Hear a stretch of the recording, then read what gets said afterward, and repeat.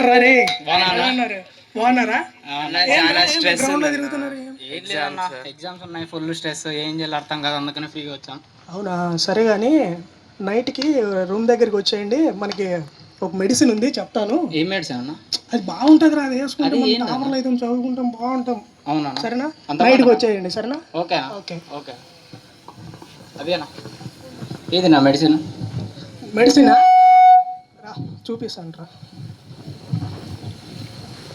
అన్న అన్న, అది డ్రగ్స్ కదన్నా.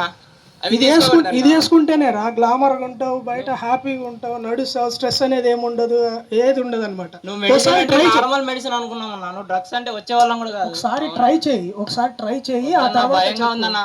ఏరా నువ్వు మొగాడివి కాదా? కాదన్నా, పోలీసులకు దొరికితే కేసు అవుతుందన్న. వద్దన్నా. ఏం కాదు, ఇప్పుడేం ఎవరు చెప్తారు, మనం ముగ్గురమే ఉన్నాం కదా ఇక్కడ.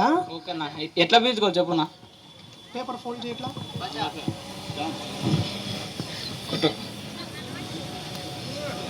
ఆహా, ఏం మత్తెక్కిస్తుందన్నా. ఎలా ఉందిరా? సూపర్ ఉందిరా. ఏంట్రా రా అంటున్నావు, అప్పుడే ఎక్కిందా ఏంటి? అంటారా? ఏంట్రా అంటారా? అంటావా? ఏం చేసినావునా వీనికి? ఏమైందిరా వాడికి? ఏం చేసినావునా? ఏం చేయలేదురా, నేను జస్ట్ పుష్ చేసినావు కదా వానికి. లేదురా, నేనేం చేయలేదు, నాకు తెలియదురా. ఏమైంది? రే Ravi. Hello hello, police station. ఇక్కడ ఇద్దరు గొడవ పడుతున్నారు. వీళ్ళు డ్రగ్స్ తీసుకున్నట్టు కనిపిస్తుంది. లేరా రవి? రవి రవి ఏంట్రా ఇక్కడ? ఏం జరిగింది రా? సార్ కళ్ళు తిరిగి పడిపోయాడు సార్. సార్ రే బాబు లేవురా రే? ఏమైందా రే? సార్ కళ్ళు తిరిగి పడిపోయాడు సార్. మరి ఎందుకు రా లేవట్లేదు?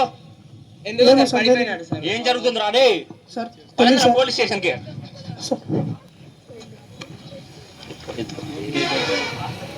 చెప్పండి రే, ఏం చేశారు వాడిని? ఏమో సార్ తెలియదు, కళ్ళు తిరిగి పడిపోయాడు సార్. నిజం చెప్పండి రే. నిజంగానే సార్. డ్రగ్స్ వాడుతున్నారంట? లేదు సార్.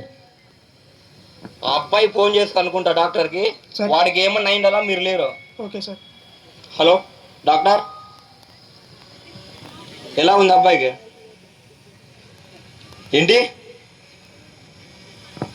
సరే రే, చూడండి రే, మీ వల్ల ఒక అబ్బాయి ప్రాణాలు పోయే స్థితిలో ఉన్నాడు.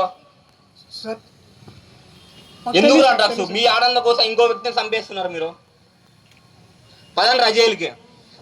సో ఇలా ఎవరన్నా కానీ మీ అందరూ కానీ లేకపోతే ఎక్కడన్నా కానీ మేజర్గా స్టూడెంట్స్ ఇలా మాదక ద్రవ్యాలని తీసుకొని వారి జీవితాలని నాశనం చేసుకుంటున్నారు. సో 1947 అనే